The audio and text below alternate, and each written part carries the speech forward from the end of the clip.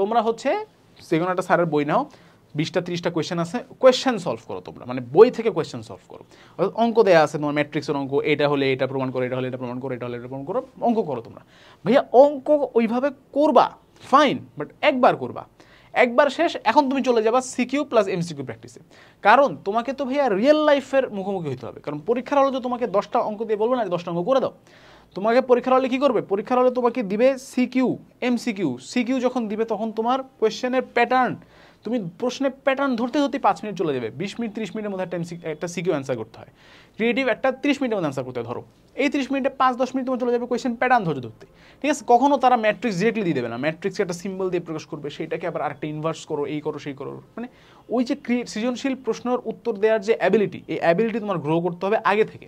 তুমি এখন পড়তেছো ভাইয়া, এখন আমি বেসিক ইমপ্রুভ করতেছি, শেষ মুহূর্তে গিয়ে আমি টেস্ট পেপার সলভ করে দিনে 150-200 এমসিকিউ করে আমি একদম ফাটাই দিব, এই প্ল্যান করো না ভাইয়া। সিরিয়াস ধরা খাবা, সিরিয়াস ধরা খাবা। কারণ হচ্ছে এইচএসসিতে সময় নাই রে ভাই। তুমি যদি এখন চিন্তা করো যে ভাই আমি এখন হচ্ছে জাস্ট ইন্টিগ্রেশন করে যাব, পরে গিয়ে আমি ক্রিয়েটিভ অ্যান্সার করবো, এমসিকিউ অ্যান্সার করবো, তাহলে তুমি সিরিয়াস ধরা খাবা, ঠিক আছে।